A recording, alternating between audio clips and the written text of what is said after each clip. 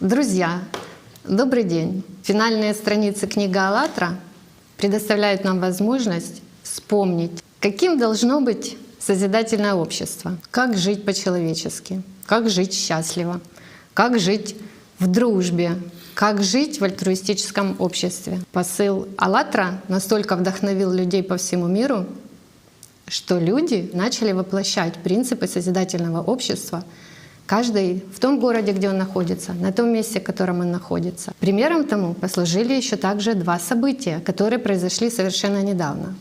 11 мая в Атланте, в Соединенных Штатах Америки, 2019 года произошло событие «Общество «Последний шанс», где тысячи людей соединились, чтобы обсудить, а что мы можем изменить для того, чтобы общество было созидательным, для того, чтобы мы все жили счастливо. И как следствие этого прекрасного события произошло следующее масштабное событие — конференция «За созидательное общество», которая произошла 22 июня 2019 года. На ней встретились представители политики, дипломатии и выразили, какие они видят шаги для воплощения созидательного общества и что мы, люди, сегодня уже можем предпринять, чтобы это общество стало для каждого реальностью. И сегодня я рада всех приветствовать, потому что наша сегодняшняя беседа — это действительно будет дискуссия. И я предлагаю, чтобы мы сопоставили различные факты из жизни, которая сейчас есть общество, и то, которым мы хотим и видим это общество. И самое главное, что мы можем делать уже сейчас. Ведь мы знаем, что это уже реально, это легко, и это происходит прямо сейчас. В недавних передачах с участием Игоря Михайловича Данилова «Прецедент» и «Шанс на грани» были озвучены основные принципы построения созидательного общества. Каким общество должно быть, мы собрались здесь обсудить просто, свободно, потому что каждый из нас в душе знает, в каком обществе бы он хотел бы жить. Конечно, это общество построено на любви, добрососедстве, порядочности, счастье. Поэтому, я думаю, мы можем об этом поговорить, что для этого нужно нам сейчас сделать и в каком обществе мы сейчас живем, чтобы понимать, где мы находимся. Давайте обсудим в виде такой вот простой беседы модель построения созидательного общества. То есть ты предлагаешь в виде дискуссии сегодня, да? И в этой дискуссии мы будем использовать принцип игры профессионалов, когда каждый участник нашей беседы свободно выражает свою точку зрения без ущерба для своей репутации. Давайте представим наших участников. У нас сегодня в гостях Наталья Зиновчук, доктор экономических наук, профессор. Здравствуйте. Оксана Кущ, маркетолог. Добрый день. Ольга Погорелко, частный предприниматель. Добрый день. И Татьяна Певрель, предприниматель. Здравствуйте. Игорь Наумец, кандидат экономических наук и заслуженный строитель Украины. Здравствуйте. Богдан Новицкий, предприниматель в сфере инвестиций. Здравствуйте. И Мирослав Грет, арт-директор. Здравствуйте. Друзья, и я думаю, будет самым актуальным сейчас обсудить как раз вопрос, а что происходит в мире на сегодня? И посмотреть со всех сторон, чем потребительский формат действительно убивает человека, убивает в нем самое главное. Жизнь человеческую убивает. Когда это началось? Какие последствия мы видим? Этот мир, который катится в бездну. Давайте обозначим моменты, с которыми мы принципиально на сегодня не согласны и которые мы сегодня можем изменить к лучшему. Да, наверное, нужно согласиться с тем, что общество, в котором мы сейчас живем, это общество абсурда. Потому что за последние 6 тысяч лет постоянно происходят войны. Существует разделение людей на богатых и бедных. Есть супербогатые люди и такие, которые умирают с голода. По данным Всемирного банка, каждый 6-й человек живет меньше, чем на $1 в день. В то же время 85 богатейших людей владеют таким же количеством денег, как и все бедные люди на планете. Мы как бы живем в 21 веке, но 1 миллиард людей не умеет читать. 30 тысяч детей ежедневно умирают от голода и болезней. И мы можем говорить о том, что мы живем в цивилизованном обществе. Наверное, нет. Ну да, очень интересно, что за последние 10 лет, с момента последнего кризиса, количество миллиардеров на Земле увеличилось.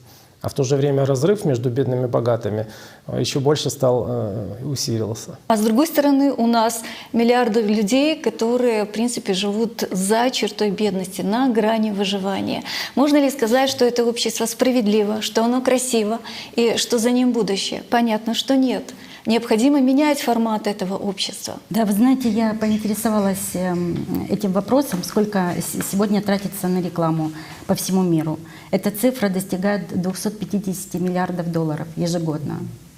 Если взять топ десятка крупнейших компаний, рекламодателей, то их суммарные траты ежегодно почти 18 миллиардов в год. В этот список входит компания Coca-Cola. Она тратит на рекламу 23% своего дохода. И цифра составляет в среднем в год 3,3 миллиарда долларов. А Apple тратит $1 миллиард на рекламу каждый год. И еще тоже очень впечатлила та информация, которую я нашла про компанию Amazon, которая есть в открытом доступе. Еще некоторое время назад ее глава этой компании, он говорил о том, что реклама — это цена, которую ты платишь, если твой продукт ничем не примечателен. Эта компания специализируется на электронной коммерции и искусственном интеллекте. Потом глава компании передумал касательно того, чтобы не тратиться на рекламу. И в 2018 году эта компания потратила на рекламу почти $2 миллиарда долларов.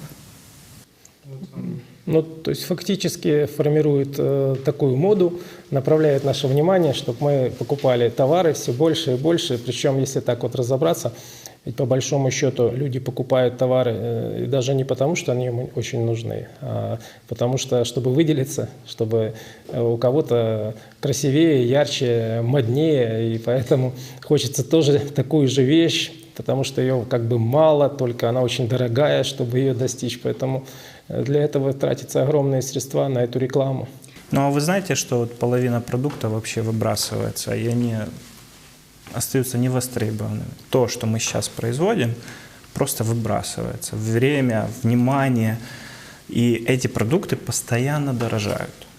То есть если вот так 7-й человек в мире страдает от недоедания, хронического недоедания, то есть хронический голод, и мы производим, по сути, всю еду, и половину мы просто выбрасываем. То есть целых где-то 2 миллиарда с чем-то тонн еды мы выбрасываем на помойку. Во Франции был очень сильный скандал, когда именно засняли активисты факт того, что для того, чтобы люди не брали вот эту еду, да, которая там оставлялась в упаковках, они ее как бы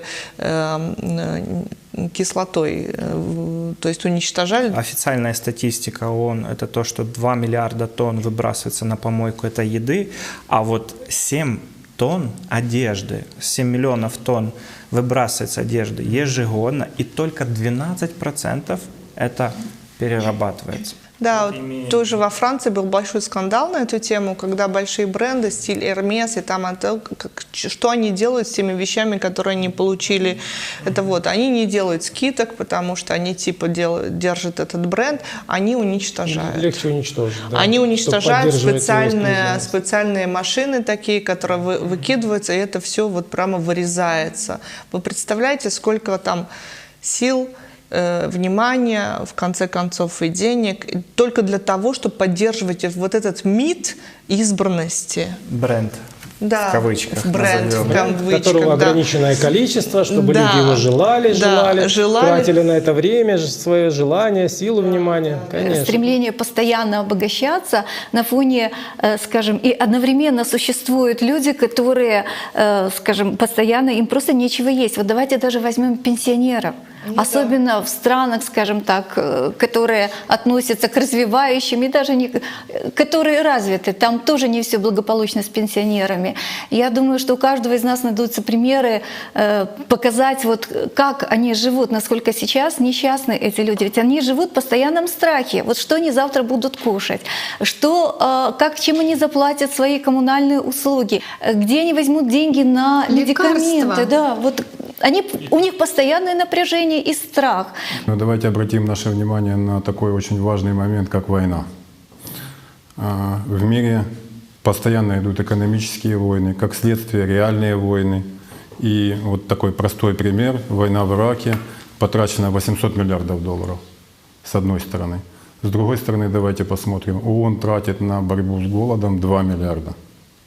Вот в 400 раз больше мы заплатили денег, мы же сами сбросились для того, чтобы убивать друг друга. Еще и сами же это и делаем. И делаем имитацию помощи кому-то. Это имитация.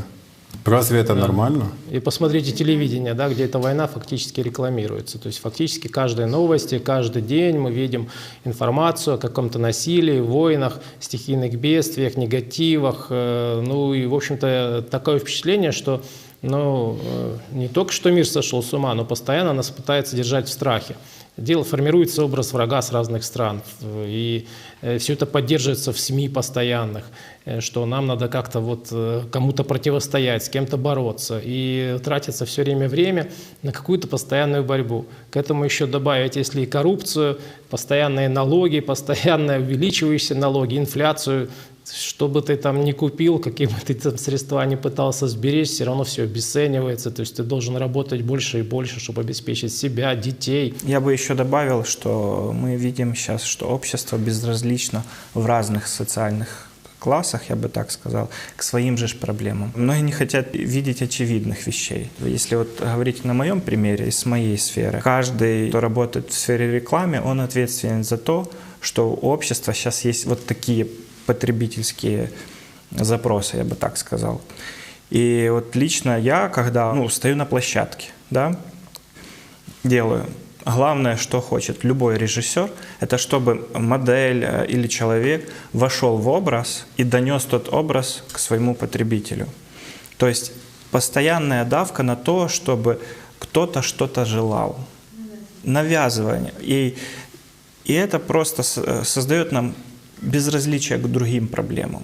У нас голова забита просто какими-то образами, что вот это надо. Но если мы посмотрим в целом, реально, что человеку для жизни надо, нормальной жизни? Я абсолютно с тобой согласна, но с другой стороны, если ты, в принципе, поговоришь с каждым человеком, просто по-человечески, все хотят одинаковую жизнь, то есть просто простую жизнь, спокойную. Вот все говорят, когда начнем жить спокойно, вот без этих постоянных ожиданий, что что-то сейчас произойдет. Навязываются вот эти образы, что человеку враг, человеку, то есть с волками быть, по-волчьи быть, вот эти вот именно животные какие-то сущности, что нужно добиваться всегда. Вот не просто прийти договориться, а прийти взять, добиваться, навязать и так далее. А можно просто подойти к человеку и просто договориться. И хотелось бы отметить, какую роль играют СМИ в этом всем, то есть в создании рабства для нас, для людей. Куда мы ни выйдем, везде нас сопровождает реклама. Причем она настолько агрессивна и навязчива. Это и транспорт, это улицы, это газеты, это телевизор. И везде нас призывают через картинки, через слоганы купить, приобрести. В созидательном обществе может быть совсем по-другому. Инструменты, которыми сейчас нами манипулируют, нас заставляют потреблять, нас заставляют хотеть, нас заставляют себя отождествлять с вот этими сюжетами, которые в рекламных макетах используются для того, чтобы вызвать желание. Эти же инструменты можно использовать для того в созидательном обществе, чтобы человеку возвыситься. Но возвыситься не перед кем-то и не над кем-то, а возвыситься в духе, возвыситься в любви, в доброте. Такие примеры уже есть, когда люди сами по своей инициативе размещают созидательные цитаты, которые помогают человеку вспомнить, кто он, какова его настоящая цель. Поэтому хотелось бы еще вспомнить фильм, который вышел на АЛЛАТРА ТВ. Он называется «Сознание. Личность. От заведомо мертвого к вечно живому». И в нем был ролик «Метро будущего», где как раз очень наглядно показано, каким может быть окружающее пространство созидательного общества, которое окружает человека, и где само общество заботится о том, чтобы человек развивался как личность. И как раз вот такое общество, о котором мы сейчас говорим, оно было не всегда. Абсолютно. 12 тысяч лет назад, когда было правление сестер Аллат, когда главным принципом для каждого человека было «я», людям, я Богу, когда было альтруистическое общество, когда каждый даже мысли не допускал о том, что другой человек плохой. И тогда, выходя на улицу, каждый встречал своего друга. И это был действительно процветающий, радостный мир, в котором всем было комфортно. Люди были взрослыми как личности, они брали ответственность за свое духовное развитие, ответственность, они брали ответственность за общество и предпринимали реальные шаги, чтобы в обществе процветала любовь. Об этой истории мы мало что знаем. Но надо сказать, и мы это знаем, что тогда на Земле был матриархат. А вот уже с эпохой патриархата и фактически все, что мы знаем из истории, то фактически мы знаем, что история начинается якобы с шумерских государств. Да? То есть первые появились государства шумерские, и вот отсюда мы начинаем изучать всю историю цивилизации, как будто до этого ничего не было. А тем не менее, именно в шумерских государствах 6000 лет назад был придуман судный процент. И не только был он придуман, но и прописан законодательно, как будто подготавливая, чтобы одни люди противоставляли себя другим, возвышались над другими. Например, в Талмуде написано о том, что можно давать судный процент всем, только не соплеменникам. Там даже закреплено прямым текстом, что вы будете давать суду другим народам и будете править над ними. То есть фактически была подготовлена эта модель противостояния, модель правления жрецами именно 6000 лет назад. Это было записано, это было распространено. До сих пор эти книги читают, изучают, естественно, этим книгам доверяют. Но и это создает так, что одни возобновляют себя царями, что они выше над другими народами. И как бы они даже не задумываются, что все мы одинаковые, что все люди на земле – это одна духовная семья.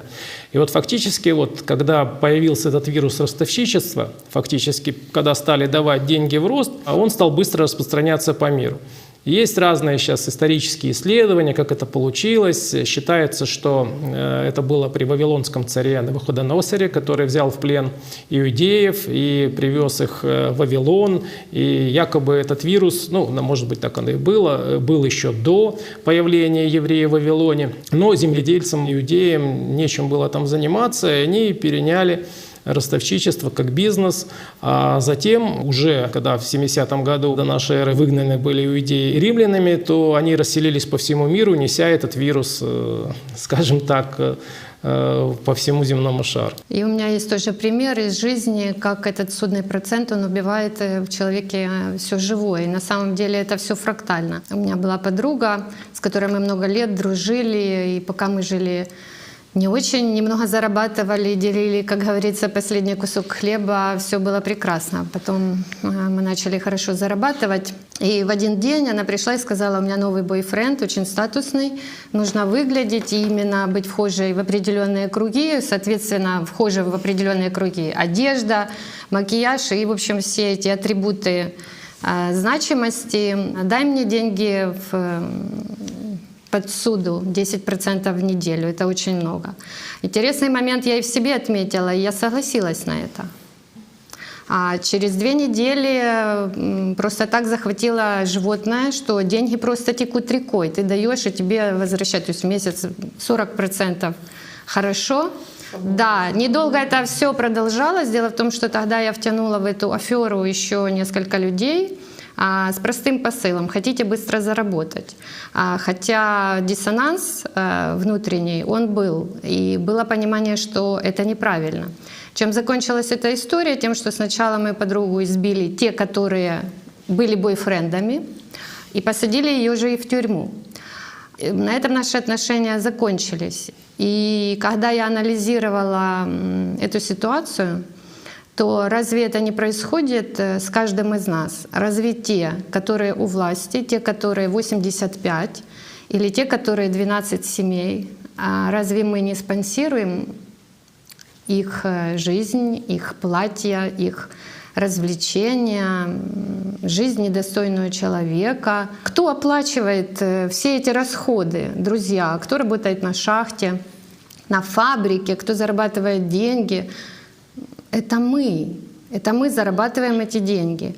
Еще один шаблон от сознания, который я проанализировала и который он фонит в обществе, когда я 15 лет работала на человека с низкими моральными качествами, который действительно оскорблял людей, платила им очень низкую заработную плату. И когда я уволилась через 15 лет, у меня была мысль настойчивая от сознания о том, что я буду счастлива, если он у меня попросит деньги в кредит. Тогда я ему покажу, кто я, а кто он. Друзья, а сегодня не это происходит с нами? Совершенно верно. В принципе, мы-то живем в формате, я бы даже сказала, в матрице, которая сформатирована таким образом, вернее, она сформатирована 6 тысяч лет назад. И это все вот повторяется, истории повторяются. И мы, в принципе, точно так живем, с теми же установками в голове. Постоянная борьба за территории, постоянное перераспределение ресурсов, материальных благ, постоянная гонка за наживой, за стремление к деньгам. Это все, это что? Это вот все вот эти вот проявления матрицы, в которой мы живем. И по большому счету мы забываем о своей душе, кто мы есть на самом деле. В этой вот гонке. Знаешь, наверное, если каждый честно перед собой, даже не на публику, может рассказать подобную историю. Абсолютно. Каждый, там уже может быть и не подруга, а вариацию, суммы другие, проценты другие, но смысл один – халява. Да. Как сделать что-то на халяву за счет кого-то. И это, то есть не взять, заработать, пойти вместе, а как сделать халяву. Вот и все. Это мышеловка от системы, это мышеловка от нашего сознания. Нету ничего, что не нужно прилаживать усилия, внимания. А если посмотреть на баланс, сколько ты усилий, внимания в это вложила, стоило это этих как бы денег или и так этот далее. вирус, он же пронизывает все сферы. Вспомним банковскую систему. Ты ложишь свои собственные деньги, и за движение твоих собственных денег с тебя берут еще процент. Я могу рассказать в Швейцарии, что сейчас происходит, потому что в Швейцарии сейчас уже 3 года негативный процент. То есть это даже не то, что отрицательный процент, это даже не то, что ты там что-то переводишь. Сам факт, что твои деньги там сидят, с тебя снимают деньги. Тебя грабят. Да, фактически это просто твои деньги не грабят. просто тебе, то есть они используют твои деньги, они там отдают кредиты, суды, там далее и тому подобное, и за это ты им еще платишь. Новая форма грабежа. И это на фоне того, что масса людей умирает сегодня от голода. Масса семей, моя подруга в течение последних 10 лет живет следующим образом. Она получает зарплату, отдает долг и опять берет. То есть она живет в ноль и минус. Но в истории мы знаем, там в средние века, когда за судный процент была даже смертная казнь. То есть он приравнивался к убийству фактически. Отдавали женщин. Это то, к чему он приводит, фактически к рабству. И, кстати, в Вавилоне древнем была даже такая пословица: дать долг значит столкнуть с пропастью. И эта тема очень глубокая, и ей можно посвятить вообще отдельную передачу по судному проценту. Да. Будет очень интересно, поэтому я думаю, что... Это как язвы в этом обществе. Хотел бы еще немножко, еще одну такую язву вскрыть. Читая Конституции любой страны, мы видим, что природные ресурсы и богатства принадлежат народу. Теперь мы открываем глаза, смотрим по факту и видим, что эти ресурсы и богатства принадлежат очень узкому кругу лиц. Вопрос: как так получилось? Отдали ответственность. Это мы сами нам навязали. Будем говорить прямыми словами. Нас обманули, нас обдурили. Вот прямым текстом мы приняли это как свою мы точку отдали зрения. Ответственность за свою жизнь. Наделили властью других людей.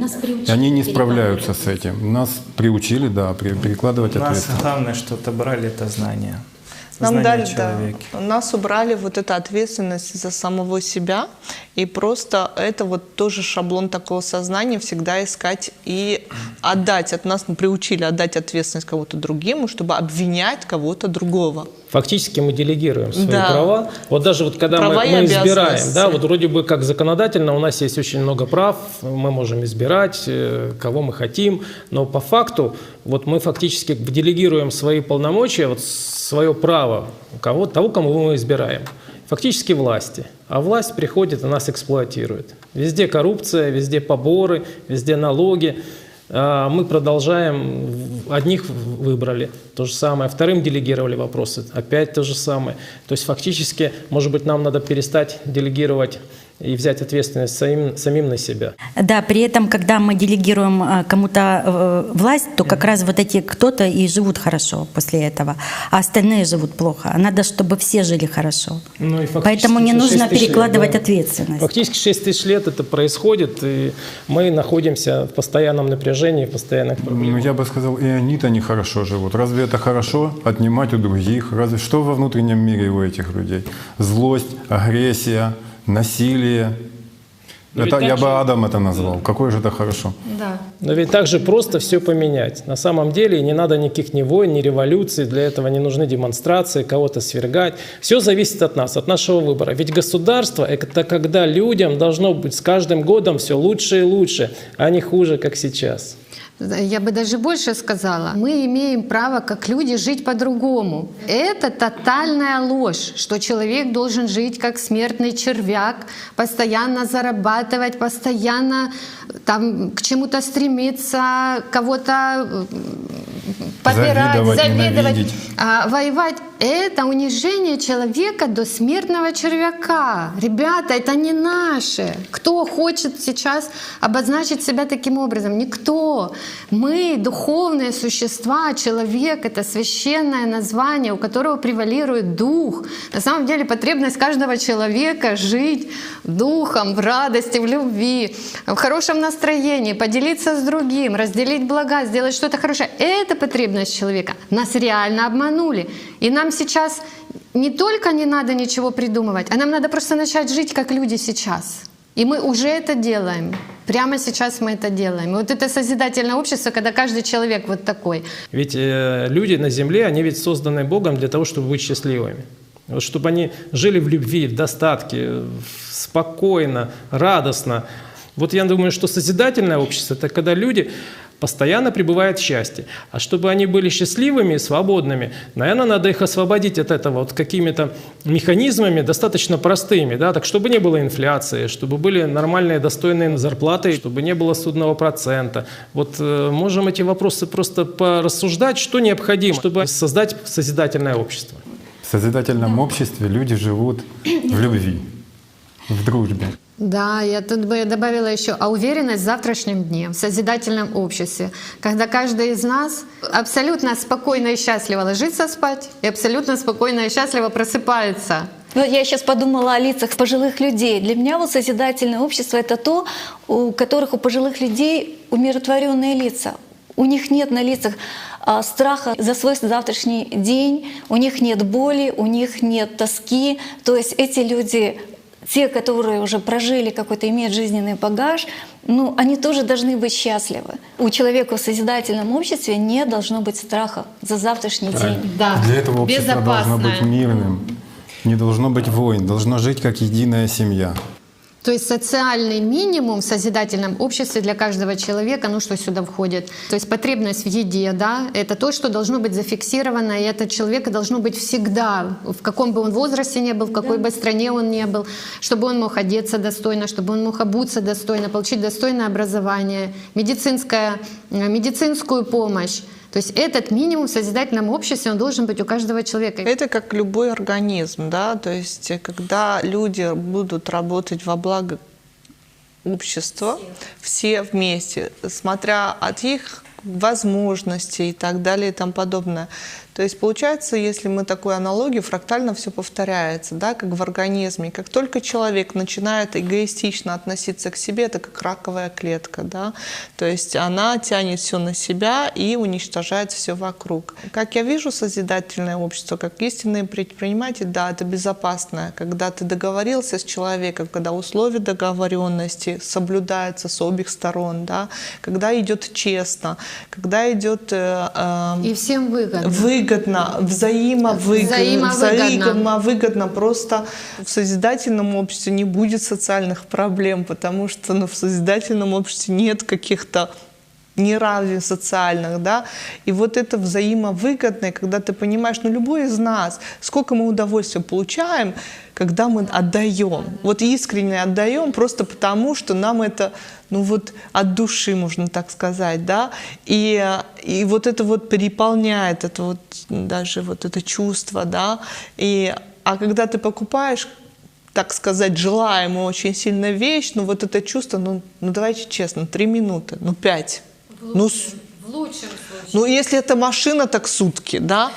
Ну, все, но не больше. Без духовно-нравственного ценности не может быть созидательного общества. Без понимания, кто я, какова моя цель. Я бы тут добавил, что каждый должен задуматься сейчас.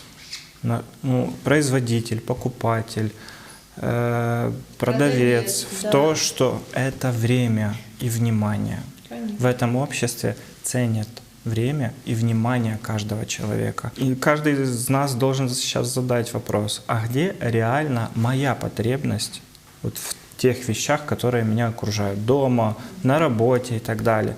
Это же все ресурс, жизненный ресурс человечества, каждого человека, мой ресурс, ваш ресурс, каждого человека. Если человек будет понимать, что самый ценный ресурс — это у него время, и второе — внимание, куда он это направляет, тогда мы видим вектор правильного развития этого общества. Если мы этого как ценность не понимаем, ценность жизни, это общество просто не сможет существовать нормально. Поэтому созидательное общество — это там, где понимают ценность жизни каждого человека. Прежде всего надо ограничить капитализацию. Потому что если у человека будут ограничения в капитализации, то дальше не будет смысла бесконечно накапливать ресурсы, средства, материальные ценности. Потому что человек остановиться не может. Вот он уже накапливает и накапливает, уже ему там достаточно, он даже может быть миллиардер, но он все равно дальше накапливает. Потому что этот процесс, который сознание остановить не может, оно ненасытное. Поэтому если мы не остановим капитализацию, мы не остановим инфляцию. То есть, если мы не остановим инфляцию, не остановим войну, потому что война тоже порождает все эти проблемы. Мало того, зачастую она и является причиной, заради которых ведутся эти войны. Да, на самом деле ограничение капитализации имеет очень много преимуществ. Можно, если говорить об экономических преимуществах, то появится огромное количество свободных денег, которые можно перенаправить, скажем, на решение социальных проблем, экономических проблем. По сути, у нас в обществе мы уже обозначили, сколько есть язв, сколько есть проблем, которые не решаются столетиями или делаются вид, что не решаются, а на самом деле все как было, так и остается. Можно направить эти деньги на какие-то исследовательские проекты, можно направить эти деньги на, скажем, очищение тоже окружающей среды. Ведь, в принципе, мы до сих пор дышим грязным воздухом, наша планета замусорена настолько. Нужны новые технологии, очищение воды, воздуха, продукты питания у нас, скажем, оставляют желать лучшего. Ведь это все можно, вот эти все средства направить на решение таких проблем. Можно даже дать, скажем, перераспределить их в те страны, где люди не имеют достаточно природных ресурсов, где у них, скажем, какими-то внешними факторами жизнь достаточно, ну, скажем, сурова и бедна. Можно туда направить ресурсы, поддержать. Да можно, ну, скажем, реализовать массу проектов, которые сделают человека счастливым, и он сможет жить в достатке. Ну вот Игорь Михайлович как раз в передаче и предложил, что ограничение капитала должно быть на уровне 10 миллионов долларов на семью. Ну, фактически это должны решать люди на референдуме, но, в общем-то, это разумно, потому что вполне достаточная сумма для того, чтобы чувствовать себя комфортно и полностью обеспеченным. Мало того, надо понимать, что когда будет ограничение капиталов, то просто исчезнут завышение цен, потому что многие пытаются как-то строить дома в отдельных районах, в общем-то, такие же дома, как и в других районах, но район считается как-то более элитным, поэтому жилье там в 2-3 раза может быть дороже. Да, я хотел бы еще добавить и вот по поводу ограничения капитализации, как оно может повлиять и изменить вот современную ситуацию. Самое, на мой взгляд, главное, оно убирает вот эту вот гонку между людьми. Откуда берутся войны у нас в мире?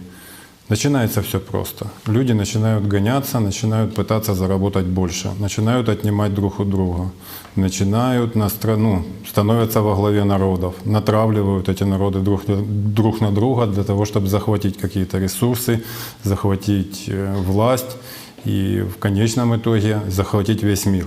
Ведь это конечная цель сознания, оно вот так работает. И из-за этого мы воюем. Если мы убираем, ограничиваем капитализацию, человек заработал, к примеру, 10 миллионов, и все. Дальше он может трудиться только на благо всего общества. Соответственно, что начинает происходить? Этот человек, вместо того, чтобы думать, как любой ценой, растоптав в себе все человеческое, отнять у соседа все, что у него есть, и заставить его выполнять свою волю, он начинает думать, как помочь соседу, как навести порядок в экологии, как, не знаю, из Сахары сделать сад. И так, если так начинает думать каждый. И если он начинает ответственно относиться к пониманию вообще, что он делает. Ну, например, он там предприниматель, да, и вот он производит какой-то продукт. Он задаст себе вопрос, давайте посмотрим, а вот мой продукт, что он дает человечеству вообще? Он вредный или полезный? И если, например, не знаю, он производит алкоголь, к примеру, хорошая отрасль, правда? Прибыльная. И тут он понимает, что это яд. И он, мягко говоря, так как бы культурно так выразиться. Не надо говорить как есть. Ведет человека к смерти. Отравляет людей, да, и ведет их к смерти, ведет их в субличность, если уже совсем конкретно, да, то он просто перестанет это делать. И если так сделают все, вот как вы думаете, сколько нам нужно времени, чтобы сделать из земли цветущий сад? Очень мало. 5 лет, по-моему, это даже очень много. Да, но если все вместе и все сразу. Тут я бы еще добавил, что в обществе сейчас есть как бы такое дурное понимание, что счастье в деньгах. Но оно же не в деньгах. Я помню историю, Оксана рассказывала, интересную жизнь, если... Да, этот случай во мне перевернул многие вещи. И действительно, я после этого случая задумалась, а в чем же тогда счастье? В деньгах ли оно, в материальных ли богатствах и тех вещах, к которому сейчас нас приучили всех стремиться. Я как-то работала в одной компании директором и собственником, который был достаточно обеспеченный, богатый человек. И у нас было совещание. И во время этого совещания зашла другая сотрудница, которая недавно устроилась на работу. И она была очень молоденькая, но глаза у нее горели, она была светящаяся. Она зашла очень в таком хорошем расположении духа подписать какой-то документ. И когда она вышла, вот этот директор, богатый человек, он подпер голову руками и задал такой сакраментальный вопрос, который нас всех в ступор ввел. Он спросил: скажите мне, пожалуйста, почему она такая счастливая? Она же нищая. То есть человек, который мог себе позволить хобби, путешествия, все атрибуты обеспеченной Оксана, жизни. Приедается. Честно, я вот тоже по себе 5-звездочный, да, классно, первый раз. Но когда это 160-й раз, это то же самое. Это чужое, это все стандартное, это все, приедается. Вот такое сознание, оно тебя будет рисовать то, что у тебя нету, только для того, чтобы тебя стремиться к этому. Но когда ты это получаешь, он опять начинает рисовать что-то другое. Но когда приходят такие ресурсы, что ты все можешь себе позволить, у меня очень хороший друг, он сказал: ты знаешь, самое большое разочарование мне в жизни было, когда я заработал первый миллион. Я понял, что этого не хватит. Вот цитата у меня есть интересная, что, я бы так сказал, что человек должен задуматься, что он производит, продает. И вот тут мне интересная цитата, который самый бедный президент в мире, как его называют, президент Уругвая Хосе Мухика, я зачитаю ее. Уругвай – это маленькая страна. У президента нет президентского самолета, но он не очень-то и нужен. Вместо самолета мы решили купить у Франции очень дорогой вертолет и поставить его в центральной части страны. Он служит для того, чтобы спасать жертв аварий, помогать в чрезвычайных ситуациях. Это ведь так просто. Президентский самолет или спасательный вертолет.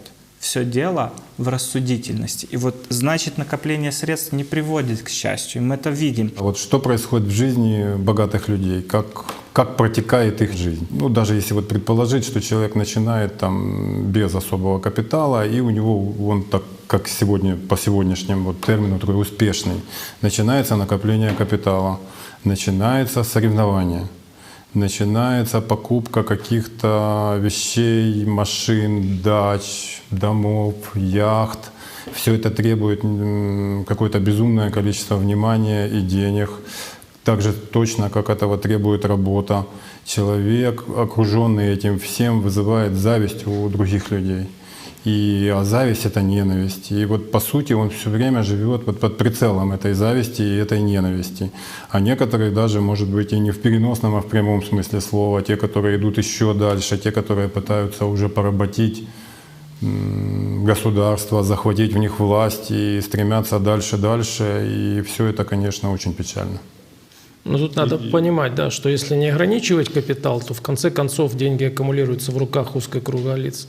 И они могут влиять на политику, на экономику. Диктовать, я бы сказал. Диктовать фактически. И не только там на одного государства, в общем-то, на весь мир. По факту этот формат нам навязан давно, навязан 6 тысяч лет назад. А для нас, для людей, привычно и естественно жить в другом обществе, в другом формате, в созидательном формате. И на сегодняшний день есть все условия, чтобы мы построили такое общество. Есть интернет, есть средства коммуникации, есть разнообразные технологии, благодаря которым мы можем объединиться всем миром и принять решение. Общество может самоорганизоваться и взять на себя ответственность. А первым шагом для этого необходимо всех людей оповестить о том, что это возможно, и что мы имеем право жить по-другому. И это просто сделать. Да, и хочу вернуться к формату нашей беседы, нашей дискуссии. Это экономика и внедрение и новой модели, да, и какие мы видим изменения, которые необходимы. И вот одно из изменений, на мой взгляд, очень важно, это отсутствие инфляции и фиксированные цены. Инфляции не должно быть вообще в созидательном обществе. Цены должны быть фиксированы, и они должны быть фиксированы и на длительном периоде времени, да постоянно. Вот и через 10 лет одни и те же товары должны стоить одинаковых денег, одних и тех же денег, и через 100 лет, и через 200 лет. И вот тогда люди будут счастливы, потому что тогда не нужно будет постоянно думать, заботиться, копить, потому что достаточно будет вот тех ресурсов, той капитализации, о которой мы говорим, для того, чтобы обеспечить себя, свою семью и высвободить время, чтобы быть счастливым. Ведь нас Господь сделал для того, чтобы быть счастливыми и жить в радости и любви. А мы постоянно думаем о том, как заработать деньги, как их сохранить. Понятно, что причина здесь кроется и в судном проценте, и в необузданном капитале, но в любом случае инфляции быть не должно. То есть цены должны быть одинаковы и через 10, и через 100 лет. Такой вопрос простой. Как мы эти цены зафиксируем? Но мы можем пригласить еще специалистов присоединиться к обсуждению этих вопросов. И они могут объединить и свой профессиональный опыт, и жизненный опыт. И совместно люди могут сделать все.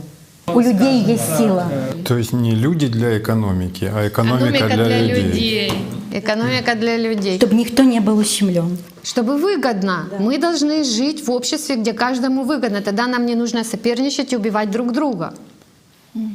Знаете, ребята, я, наверное, хочу сказать следующее, что когда я впервые услышала о фиксации цен на 10 лет, на 100 лет, мое сознание пришло в ступор. Вот имея классическое экономическое образование, у меня в голове была такая мысль: да это невозможно, ну что это говорят, да нет, это бред какой-то, ну не может такого просто быть. И я думаю, что люди, которые имеют тоже такое экономическое образование, они какое-то время тоже будут отвергать эту идею. Почему она так не зашла мне? Потому что я судила или оценивала с позиции потребительского общества. Действительно, эти люди будут правы, когда будут отвергать эту идею. В потребительском обществе такого невозможно достичь. Сделать такого невозможно. Но мы же говорим о созидательном обществе. А созидательное общество предполагает альтернативные источники энергии, принципиально иные технологии. То есть мы сможем собрать или достичь, произвести то количество материальных благ, при котором вот фиксация цен будет просто очень даже легко достижима. Просто накопление этих благ будет бесполезно. То есть, в принципе, будут цены... все равно какой-то уровень нужен для того, чтобы... Я имею в виду накопление, отношения другие. То есть, человека и да, человека. человек и человека будет. То есть, производство совсем на другом уровне ставится. Оно не ставится на количество, оно ставится на качество и на нужность. Да, я думаю, что вот еще надо обратить наше внимание на то, что будет какой-то временной коридор перехода между, скажем, экономикой вот, потребительской, в которой мы сейчас живем, и созидательной экономикой, вернее, экономикой созидательного общества. И это будет такой временной переход и в наших головах, и, скажем, и в самом обществе, и в технологиях, и, скажем, и в производстве и так далее. Вот правильно, то есть мы должны рассмотреть, что это будет определенный процесс. Какое-то время все-таки нам потребуется для таких вот вещей, для перехода, да. И этот процесс мирным путем должен происходить. А почему? Потому что люди просто будут договариваться. А как логистика тогда? Если мы говорим вообще о фиксированных ценах, то цены на основные виды, по крайней мере, продуктов, они должны быть во всем мире одинаковы. То есть они должны стоить одни и те же деньги. Этого достичь можно с учетом плановой экономики. То есть мы можем ее назвать созидательной плановой экономикой. Суть от этого как бы не сильно поменяется. Но тем не менее это плановая экономика, которая должна учитывать логистику. Да? Ты, например, я условно говоря, с Африки везут сюда бананы, а отсюда везут в Африку яблоки. Учитывая это, что там есть транспортные расходы, и здесь есть транспортные расходы, они могут компенсировать друг другу и уравновешивать цены, и яблоки могут стоить как и в Африке, так, например, и у нас здесь одинаковую цену, как и, в общем-то, и остальные виды продуктов. Конечно, без такой фиксации люди будут чувствовать себя тоже неуютно. То есть во всем мире одни и те же основные наборы, особенно продуктовые наборы, должны стоить одни и тех же денег. То есть, Игорь, вы считаете, что вот такая фиксация цен, она даст определенные преимущества для людей? Конечно, да. Во-первых, людям не нужно будет искать где-то, может быть, место лучше. Везде на земле будет хорошо, скажем так. Это, конечно, будет касаться и заработной платы, которую тоже нам необходимо обсудить, да, чтобы не было перетока и трудовых ресурсов, и миграции, как мы сейчас говорим, трудовой, но без фиксированных цен и оказания, например, основных и тех же услуг должны тоже быть по фиксированным ценам. До этого просто достичь будет сложно. Энергоресурс. И энергоресурсов, безусловно. Там много вопросов, которые надо будет еще разобрать. Да, и созидательный формат, он прежде всего дает, мы уже говорили об этом, безопасность. Безопасность для каждого человека. То есть человек, если вдруг с ним что-то случилось, ему необходима медицинская помощь, он будет уверен, что ему в любой точке планеты, где бы он ни оказался, ему окажут качественную медицинскую помощь. И если у него, допустим, ребенок собрался в школу, он тоже, человек не переживает о том, что он получит какое-то не такое образование. Он уверен в том, что он получит то образование, о котором он мечтает. То есть в обществе достойное проживание для всех. И безопасное. И я думаю, что как медицина, так и образование должны быть бесплатными. Да. Вы знаете, я сейчас подумала о том, сколько нам еще предстоит обсудить. О том, какая будет медицина в созидательном обществе, о том, какое будет образование в созидательном обществе. Да, практически. Какие источники энергии будут использоваться, какие технологии будут использоваться. У нас с вами работа непочатый край. И хорошо бы было, чтобы все присоединились, и специалисты, профессионалы, и просто люди, которые стремятся что-то изменить в этом мире к лучшему, и сделать вот такое, скажем, общественное обсуждение вот этих всех проблем. Я думаю, это было бы здорово. Да, потому что созидательное общество — это тоже один из важных условий, это активная жизненная позиция каждого человека. И вот в таком формате как раз каждый человек может привнести все то лучшее, все наработки, которые у него есть, и профессиональные, и человеческие, и поучаствовать в создании такого общества. Это за то, чтобы каждый был богатый. Вот в этом и состоит наша задача, чтобы сделать, чтобы люди на Земле имели только высокий уровень и достаточный уровень для хорошей, достойной жизни. Для этого нужны нормальные зарплаты, и прежде всего эти зарплаты должны быть, опять же, по основным отраслям фиксированы, опять же, по всему миру, чтобы не было перетока трудовых ресурсов. Опять же, если человек вдруг не хочет работать, ну, пожалуйста, это его право. Должно быть социальное жилье, должно быть социальное обеспечение, которое позволяет человеку жить на каком-то достаточном уровне, достаточно приличном уровне, скажем так. Но если он хочет жить лучше, богаче, ну, он должен идти работать, здесь ничего такого нет, и зарабатывать деньги. Но чтобы он, опять же, чувствовал себя свободно и счастливо, и не нужно было ехать в какую-то другую страну на заработки, основные виды профессий должны иметь одинаковую заработную плату по всему миру. Что мы сейчас видим? У нас практически заработная плата — это вот как цепь, которая привязывает каждого человека. Большая заработная плата — большая цепь. Маленькая заработная плата — маленькая цепь. И мы все живем в таком страхе потерять эту цепь. Как же мы будем жить без вот этой цепи? А на самом деле даже очень можно жить и без этой цепи. И никаких налогов не должно быть заработной платы. Я тут еще хотела по поводу заработной платы сказать, как было когда-то в моей жизни. Я думаю, что с этим сталкивается сегодня каждый первый, а ведь это же навязано на сознание. Когда 15 лет работала на человека, как я сказала, который действительно угнетал людей, морально угнетал действительно. И у нас были не очень высокие зарплаты. Было в коллективе 300 человек. И я была одним из тех людей, который неоднократно поднимал вопрос: давайте вместе соберемся, пойдем и предложим, что то есть аргументированно, я выполняю такую работу. Пожалуйста, я считаю, что моя зарплата должна быть вот такой. То есть прямо я предлагала прописать, да, то есть как бы с доказательной базы, хотя для хозяина очевидно, что он богатеет как раз-таки за счет людей. И что я наблюдала и в себе, и в самом коллективе. Животный страх, как мы говорим, настолько у тебя начинают спазмы в животе, и каждый это озвучивал. У человека пропадает голос, у него просто пропадает, вот как будто бы его кто-то душит, у него потеют руки, у него просто начинается животный страх от того, что он представит, что он пойдет и попросит зарплату. А дело же не в этом, он не этого боится. И не он этого боится. Насколько это навязано сегодня на сознание людей. Лишь из коллектива порядка 5 человек имели смелость приходить, просить. И когда мы просили, уже было аргументировано все, и как бы некуда было ему деваться, потому что как бы ключевые специалисты, да, я тоже входила в число ключевых специалистов компании. И когда я просила и за отдел, то есть люди, которые за мной, все время звучала одна и та же фраза: тебе-то я еще добавлю, а им, значит, они... То есть это... послушайте, сегодня каждый первый в этом рабстве живет. Мы работаем за еду, люди работают за еду. Это не цепь, это кандалы.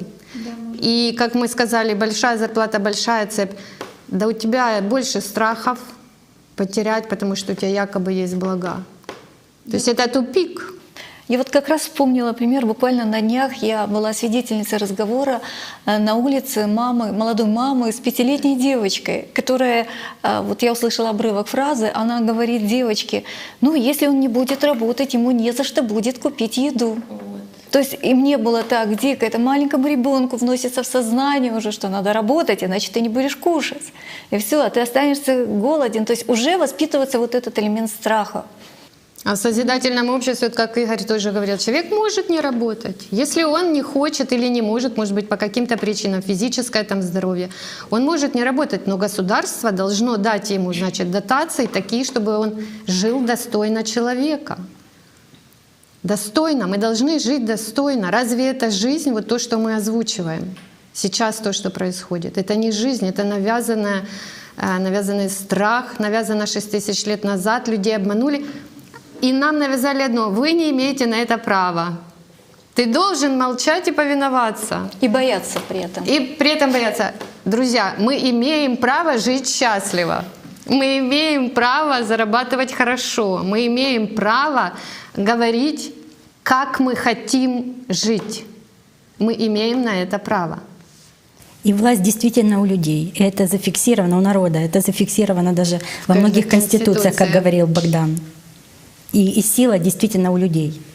Конечно. Сколько тех правителей, угнетателей народа, и сколько людей? 7 миллиардов людей. И чьими руками они, собственно говоря, нас загоняют в это рабство? Нашими же. Вот же что интересно.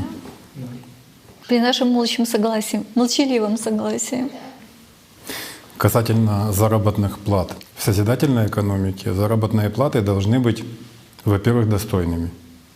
Во-вторых, они должны быть одинаковыми по всему миру. Что я имею в виду? Люди одной и той же профессии должны получать одинаково в разных странах, в любых странах. То есть, если водитель получает, там, к примеру, $20 в час в Киеве, то он столько же должен получать в Уганде, в Соединенных Штатах или еще где-то. Я не о цифре сейчас, я о принципе. Это первый момент. И второй момент — это, что это должна быть достойная заработная плата. Что дает первый момент? Он дает отсутствие, вот як на Украине кажуть, поездок на заработки. А на самом деле это рабство. Люди уезжают на полгода, на год, живут неизвестно где, оторванные от своей семьи, оторванные от своих близких и родных, часто не зная даже языка. В разных условиях. Бывает более-менее человеческих, бывает не очень, но они не дома. Они продают свою жизнь, я даже вот слов не очень подобрать могу. Потом приезжают домой, привозят деньги и опять уезжают. И так вот проходит их жизнь. Это недопустимо в созидательном обществе, такого быть не должно. Человек должен иметь возможность работать 4 часа 4 раза в неделю, и этого должно быть достаточно для того, чтобы нормально содержать себя. И для того, чтобы иметь массу свободного времени для духовного развития, для общения с близкими, с людьми, с родными, для воспитания детей, для участия в каких-то созидательных проектах, чтобы делать что-то хорошее, чтобы быть в единстве со всеми людьми. А что еще бы нужно сделать, чтобы перейти к созидательной экономике, к обществу созидательному? Вот как вы думаете? Обнуление долгов, я думаю, это просто необходимая мера, и причем она будет касаться как обнуления долгов и между странами, так и частных долгов частных людей. Но мне кажется, это достаточно объемная тема. Не знаю, как мы или сейчас мы ее будем развивать, или все-таки мы.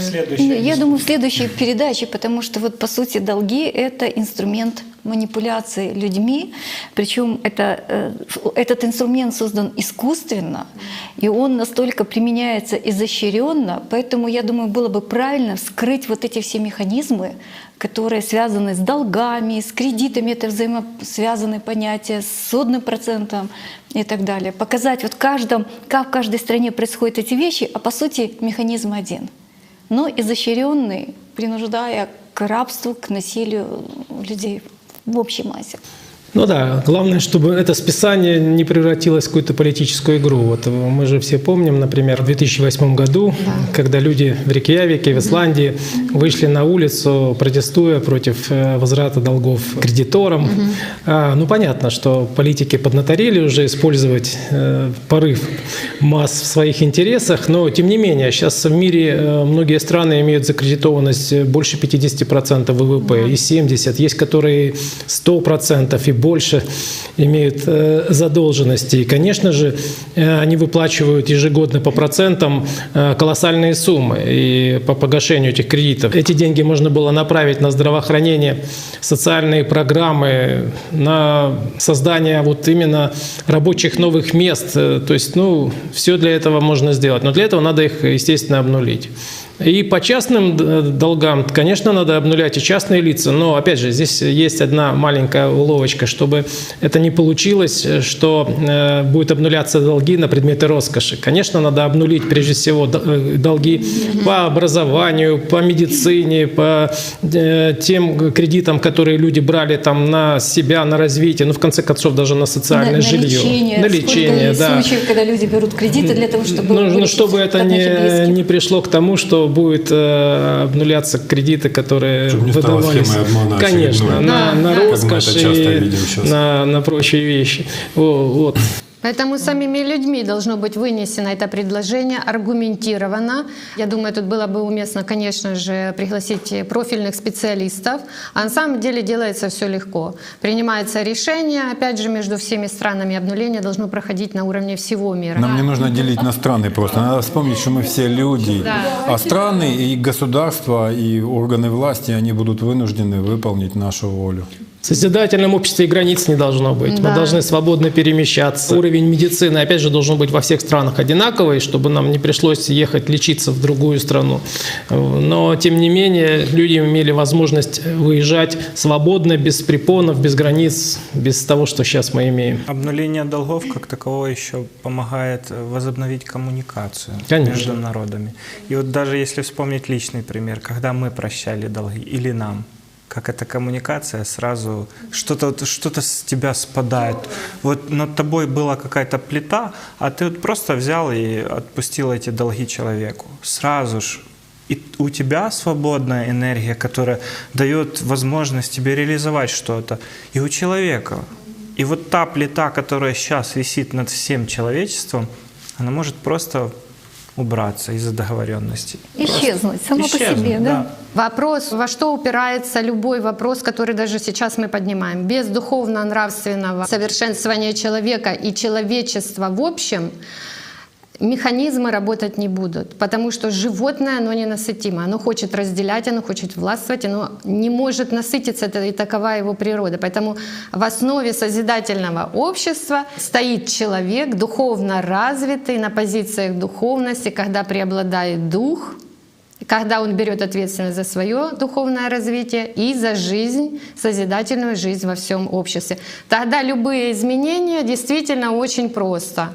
Они логичны. Они логичны, и все так хотят жить. Это закономерное следствие того, что да, перед своего этим личного развития действительно нужно начинать вот именно с духовно-нравственных ценностей, потому что даже вот Европейский Союз тоже, ну, идея неплохая, да, нет границ, общие как-то принципы, общие, да, то есть на бумаге же все красиво написано, да, в любой, и ООН, и... А на самом деле А подмена. на самом деле подмена. Подмена. Почему? Потому что, опять же, разделяй властвуй, опять же, потому что модели они есть, они существуют, но они не работали. Потому что с какой, Или работали на какой какой-то- основе Да. они используются? Потребительский, политический интерес. Да, интерес каких-то лиц.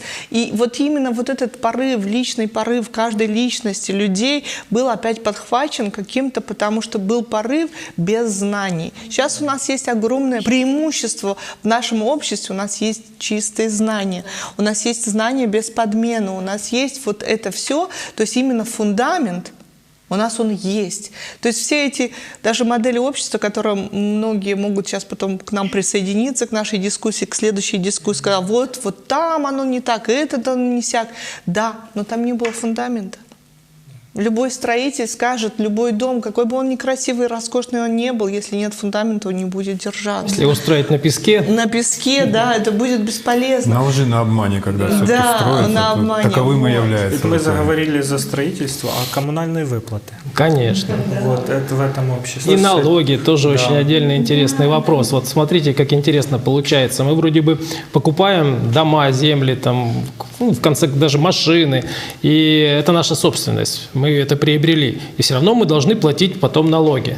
Налоги на недвижимость. Вот могу привести такой пример. Когда мы покупаем недвижимость, землю, дом или квартиру, мы вроде бы как заплатили, и мы владеем, мы собственники. И тем не менее с нас берут налоги. Налог на недвижимость.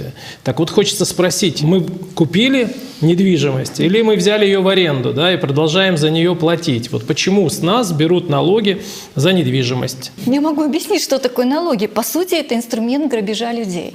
Вот посмотрите, мы получаем заработную плату или приобретаем что-то. Мы должны какую-то часть своей заработной платы отдать. Куда мы отдаем эти деньги? Мы отдаем либо в центральный бюджет, либо в местные бюджеты.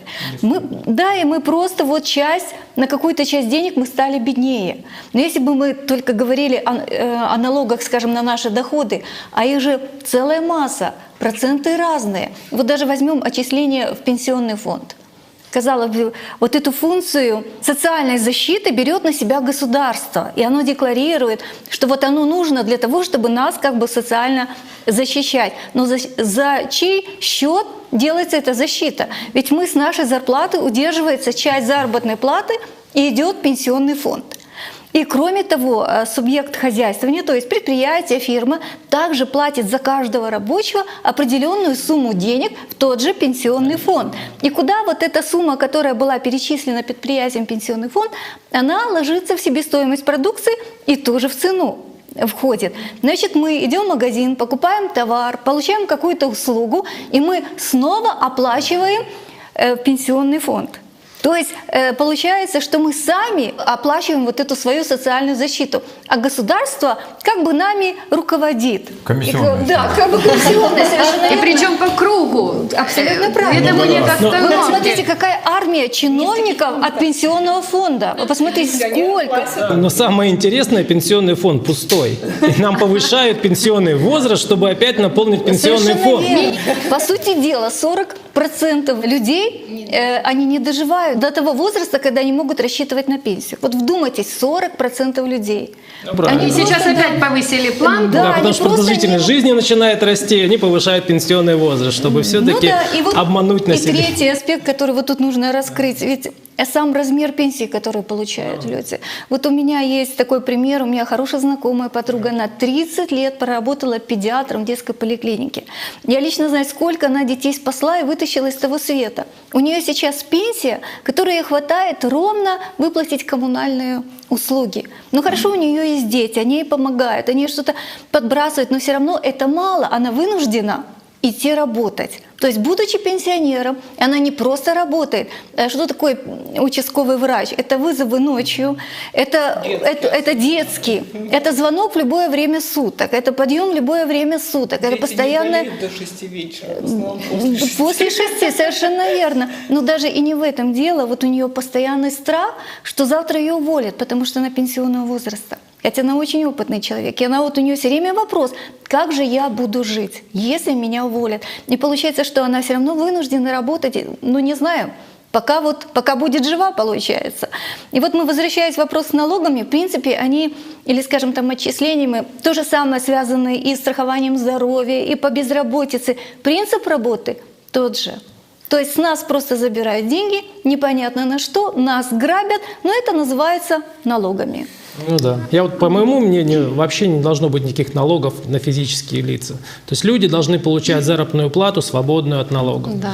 А вот если касаться коммунальных платежей, то, знаете, есть даже такое понятие, как вот десятина. Исторически это себя оправдывало, и, в общем-то, во многих примерах ее можно привести. По моему мнению, все коммунальные наши платежи, а также выплаты по кредитам, но опять же, давайте определимся, что кредитом, социальным кредитом, Да. это не связано с роскошью, не должно превышать 10% от уровня заработной платы. То есть, соответственно, От минимальной электроэнергия, заработной газ, вывоз мусора, Вода. вода, все те жизнеобеспечивающие программы, которые нужны населению, они должны даваться населению по минимальным ценам. Сейчас есть такой пример во многих странах, например, те, которые обладают большими запасами газа, где они для населения продают, например, по дешевым ценам, или даже, как бывают варианты, когда и бесплатно как бы это раздают, но это все можно создать во всем мире, потому что ресурсы в любом случае в созидательном обществе должны принадлежать именно обществу, а не конкретным отдельным людям. То есть это прежде всего касается полезных ископаемых, ну и, я думаю, средств коммуникации, чтобы не было манипуляций, интернет, телевидение, пресса, какие-то возможные там частные, понятно, вещи, проявления, но основное, то, что охватывает весь мир, должно принадлежать созидательному обществу, то есть непосредственно людям. Иначе мы опять возвращаемся к потребительскому формату. И опять мы видим то, что, в чем мы сейчас находимся. И вот если мы еще также скажем о налогах, а кто те, кто дают деньги на налоги? Это каждый из нас, каждый первый. Это и нас 7 миллиардов людей. А кто налогоплательщики? Мы. А кто должен распоряжаться, как говорится в народной мудрости? Кто платит, тот заказывает музыку. Вопрос.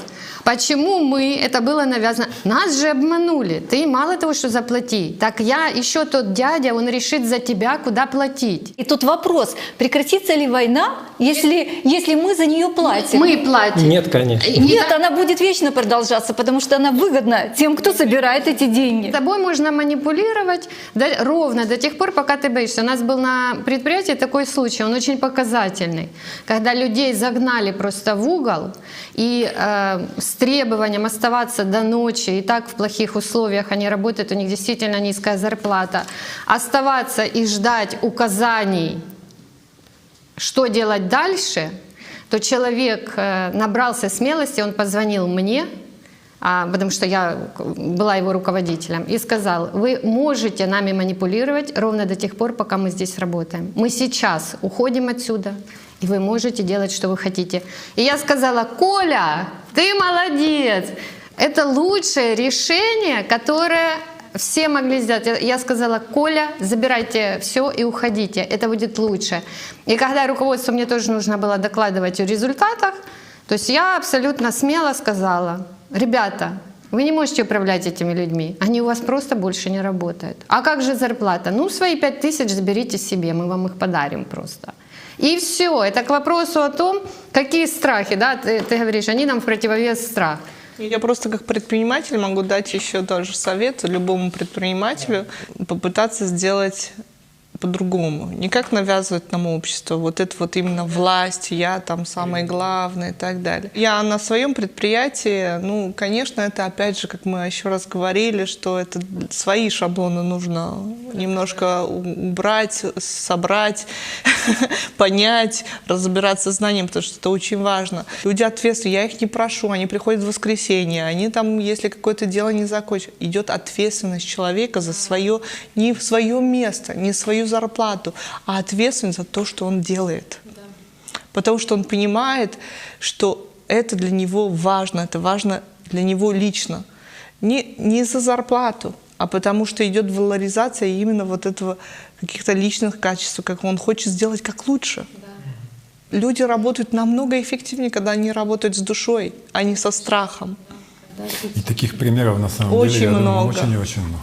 И вот про работу, мне кажется, чтобы каждый понял для себя вот ценность своей жизни, ему надо сократить рабочее время. Абсолютно. Потому что тогда человеку некогда подумать о себе, о своей семье, о ценности жизни. И как помню, мы как-то говорили о сокращении рабочего времени. Как считаете, вот насколько это... Это очень актуально. Я думаю, что 4 часа, 4 дня в неделю этого будет с головой достаточно. Опять же, сейчас, вот, когда наши налоги используются политиками на оплачивание того, чтобы нас опять загнать в рабство. Кстати, очень, опять же, интересный пример, мне подумалось. Вот создаются же такие науки общественные, да, как та же социология или подобные им вещи, которые описывают или изучают, как управлять обществом, то есть как нами управлять. То есть наши же деньги направляются на то, чтобы нами управлять в дальнейшем. Чтобы нам рассказать, как нами будут управлять. Один момент, потому что я еще по другому образованию социальный психолог, я понимаю, о чем. Тут как инструмент использовать. Просто социологи, они изучают то, что и нужно обществу, как бы как потребности, как соцопросы сдают. Но этой же информацию власть имущие, назовем так, строго манипулируют в угоду своим потребительским моментам. То есть это любое. Мы должны помнить, что каждый в своей сфере человек, он хочет сделать хорошо, но он попал в систему, и как ячейка этой системы должен следовать каким-то. Но если я перестаю быть ячейкой этой системы, я буквально недели 3 тому назад, вот как-то у меня пошла мысль, я хочу работать 4 часа. Я больше не хочу работать столько, сколько я работаю. Но я сколько проработала, сколько я себя помню, это было минимум 15 часов. В сутки я работала, а иногда и до 2 часов ночи, потому что понимаешь, вот ты ответственна, вот ты нужно. А теперь я вот для себя решила, все, я больше не буду. Вот я себе сказала, я больше 4 часов не буду работать. Ну, правда, у меня пока слабо получается, но я думаю, я вот с сегодняшнего дня это начну. Поправить немножко для тех сознаний, которые немножко это вот, что 4 часа работать, и остальное ничего не делать. То есть лежать на диване и смотреть там сериалы. Дело в том, что 4 часа работать на именно свое материальное обеспечение. Остальные, в принципе, человек, который... Я трудоголик, я кроме работать ничего не умею, если честно. То есть что это значит? Это значит, что это не значит работать за деньги.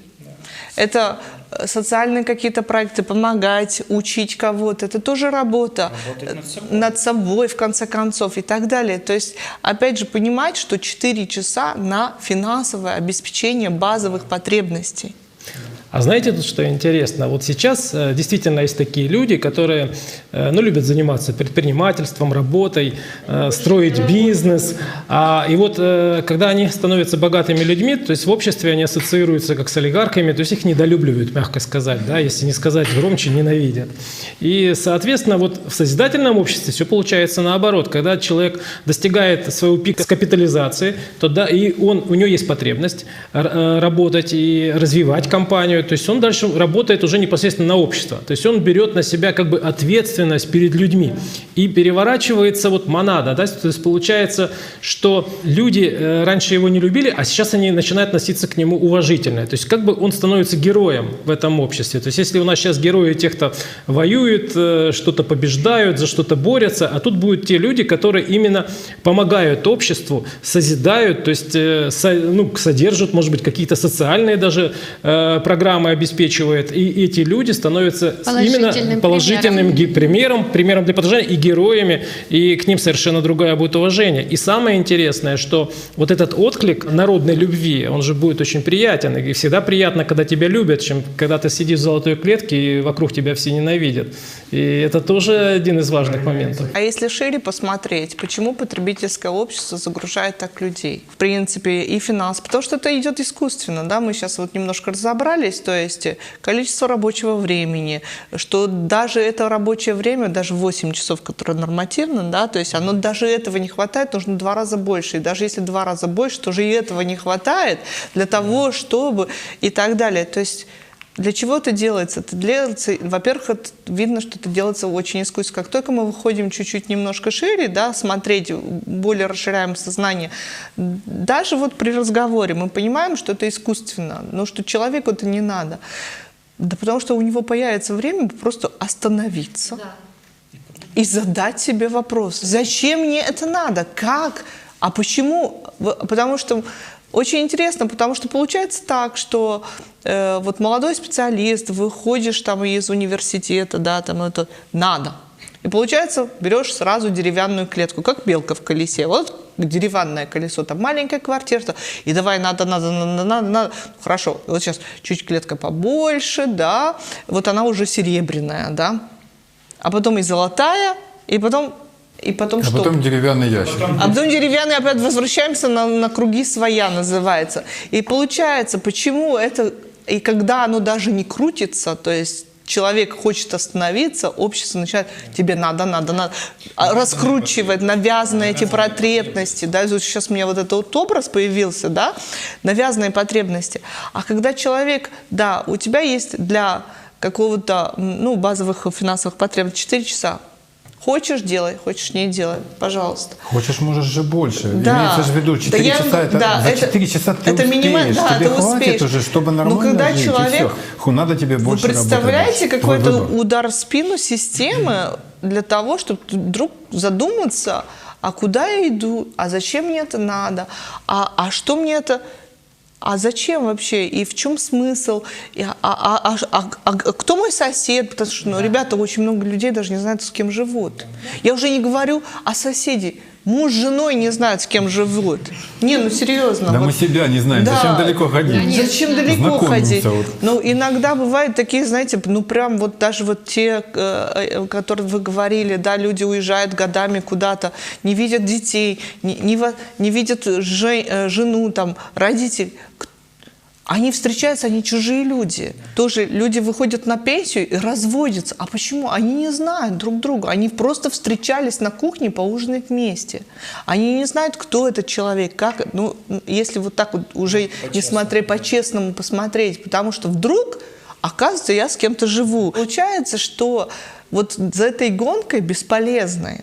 И вот это время должно быть просто... И потом делать... Человек, у него право выбора, делать, что хочешь. Хочешь работать, хочешь не работать, хочешь читать, хочешь развиваться. Но нужно вот сегодня нам понять и нашим зрителям, что это невыгодно системе. Это просто невыгодно системе просто остановиться и делать это просто так. Для тех, кто хочет понять, что мы понимаем под понятием система, рекомендуем посмотреть передачи с участием Игоря Михайловича Данилова и ознакомиться со всеми передачами АЛЛАТРА ТВ. Ну и книгами Анастасии Новых, потому что там я лично для себя нашла абсолютно все ответы на все мои вопросы. Итак, у нас два самых главных ресурса здесь — время и внимание. Создаем прямо сейчас созидательную экономику с теми моментами, о которых мы проговорили. И фиксированные цены, и фиксированные зарплаты, отсутствие инфляции, о том, что у нас коммунальные не выше 10% от минимальной заработной платы, то получается, что у человека высвобождается много времени. И вдруг внимание. И внимание. И получается, если будет задан вопрос любым человеком, либо сознание задаст человеку вопрос: и что? И что вам дает вот это все? А нам это дает как раз-таки высвобождение времени на познание самого себя. Ведь есть же известная мудрость: хочешь познать Бога, познать самого себя. Извини, ты должен тратить на это время, если ты хочешь познать себя. Наверное, просто время высвобождается для того, чтобы быть счастливым. Да. Самое главное. Да. И не гоняться за счастьем. И еще для сознания вот такой простой ответ на этот вопрос: мир наступает. Вот самое важное. Ведь это ж каждый человек хочет. Да. Вот я не знаю, есть ли вообще кто-нибудь, кто хотел бы жить на войне. Наверное, справедливо, что если есть армия, то значит будет война. Она же должна оправдывать свое существование. Так же, как и если есть полиция, то значит будет преступность. Но как может быть существовать полиция без преступности? Значит, она все равно будет ее порождать. Когда общество живет в мире, когда оно живет в дружбе, то в принципе зачем армия? Нет, ну смотри. Она не нужна. Армия нет, но есть люди, которые могут и должны помогать, если, например, какие-то катаклизмы, если какие-то Стихийные метеориты упадут, бедствия, стихийное бедствие. То есть группа людей, профессионалов, она, естественно, должна быть. Другое дело, как она должна быть организована, мы можем... Ну, прообраз это МЧС на сегодня приблизительно этими функциями. Причем это должна быть единая служба. Она должна быть по всему миру и для всего мира. То есть не так, как сейчас там в отдельных странах. Один заказывает. Конечно.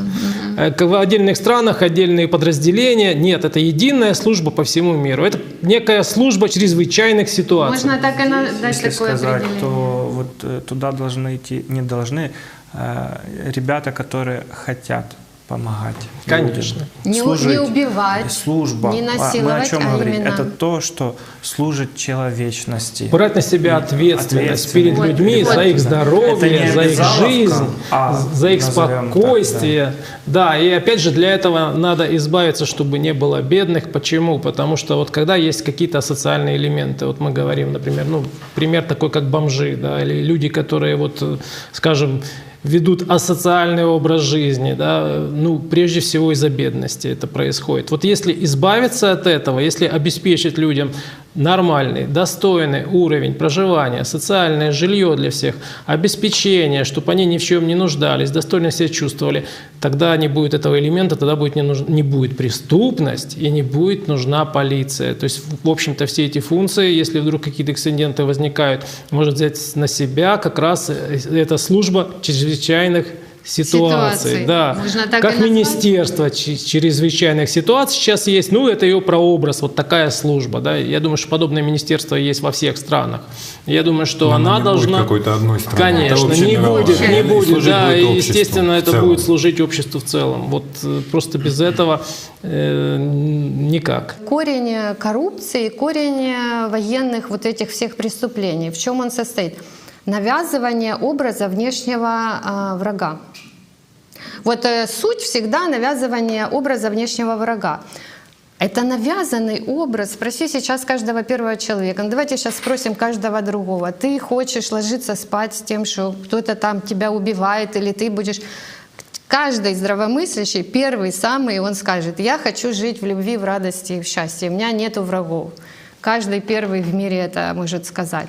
По сути, эти же условия зародились неспроста. Если мы вспомним еще 6 тысяч лет назад, мы знаем, что бюрократия чиновников как тогда началась. Когда мы видели в шумеро-аккадском табличке записи, о чем были эти записи? О посевах, о том. То есть мы видим, что там создается каста чиновников, которые и создают условия для того, что мы сейчас называем коррупцией, потому что где-то там не дописал, списал, и недоверие. Потому что базовая конструкция человека — это все-таки человечность и совесть любого человека. Вот я хотела сказать, ключевое слово в этой ситуации — совесть. Это инструмент, с которым можно побороть коррупцию. То есть это два антипода. Если у человека есть совесть, значит, он не будет коррупционером. Потому и что все, здесь другого не дано.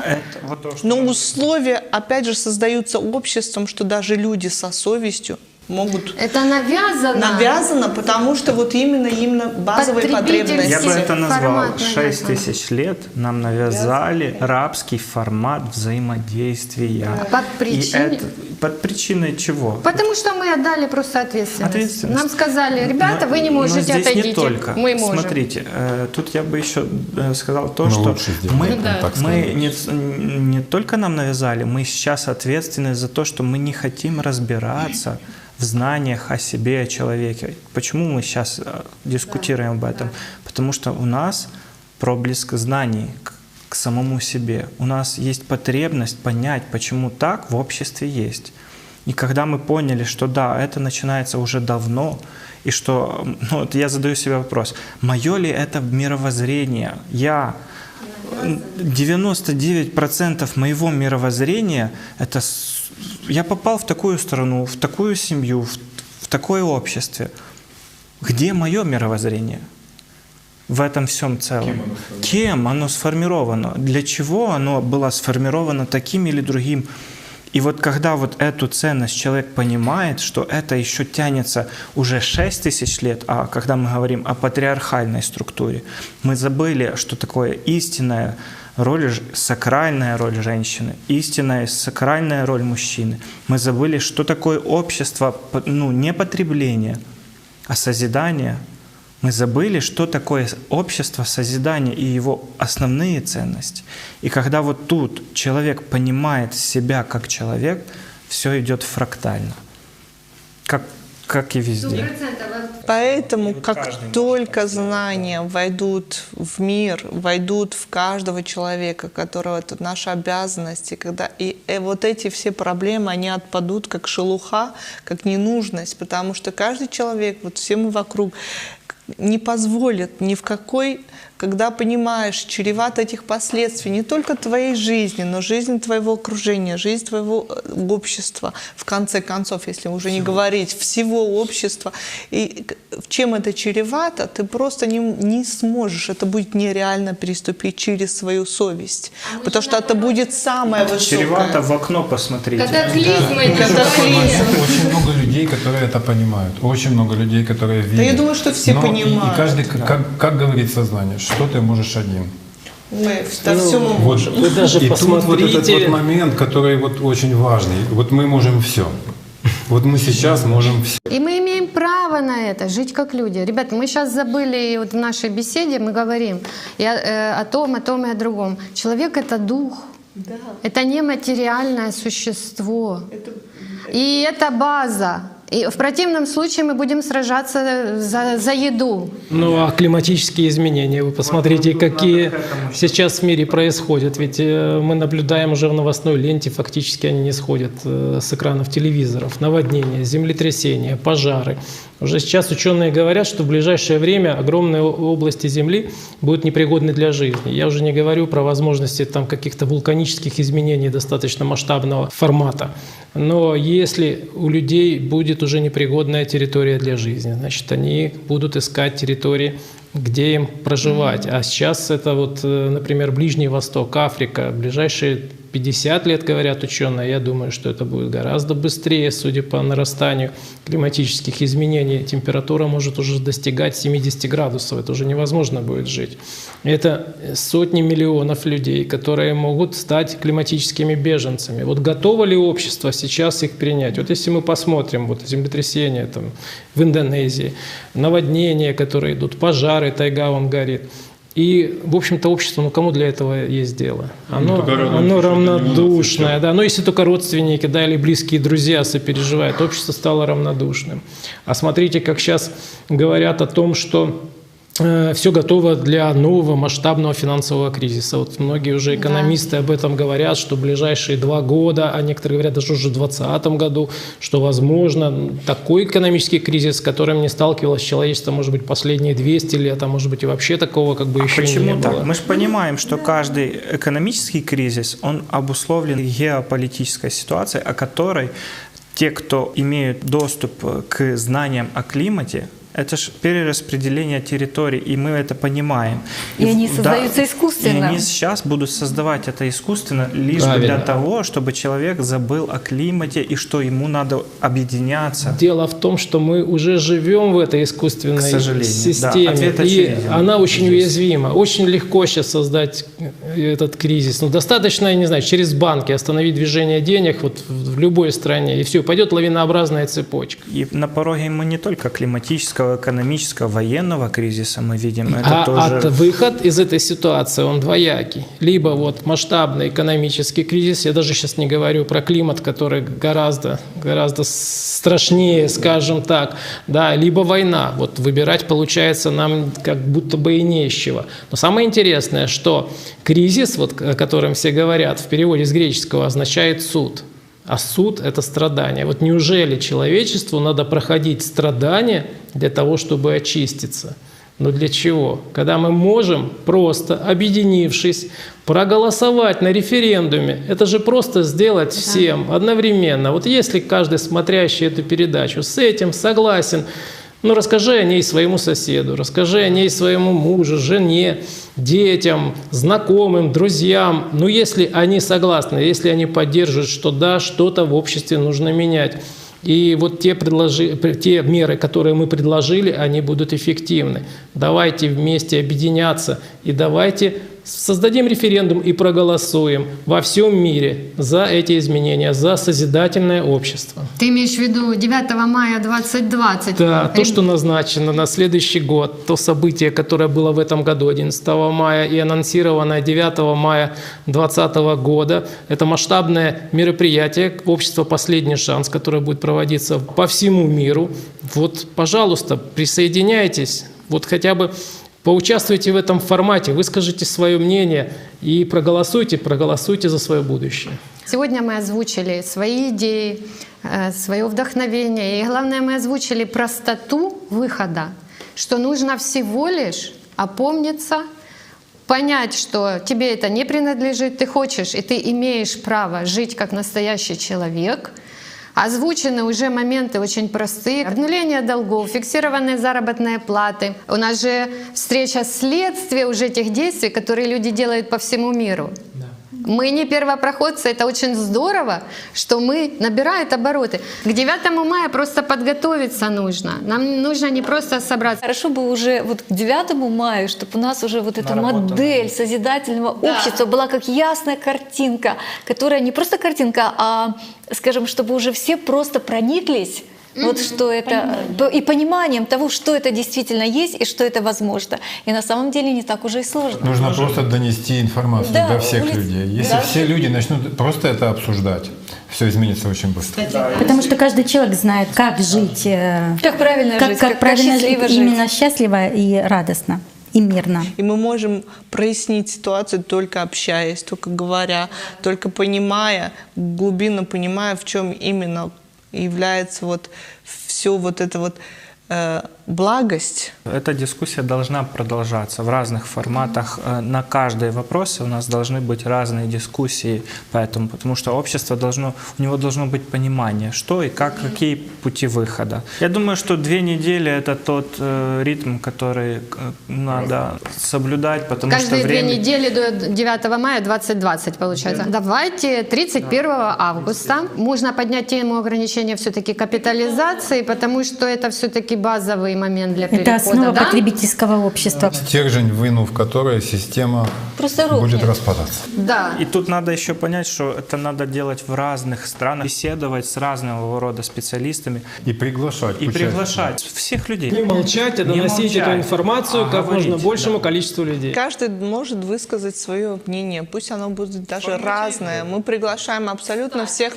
специалистов. Для того, чтобы как это сделать, нужны специалисты. финансисты, экономисты. Финансовые аналитики, все работают в банке, юристы. тоже показать, юристы. Международные юристы, В кстати. формате этой игры, конечно, мы приглашаем абсолютно любого небезразличного человека. Давайте назовем общество «Последний шанс». Так и есть, по сути. Дорогие друзья, приглашаем всех принять участие в играх профессионалов «Общество. Последний шанс».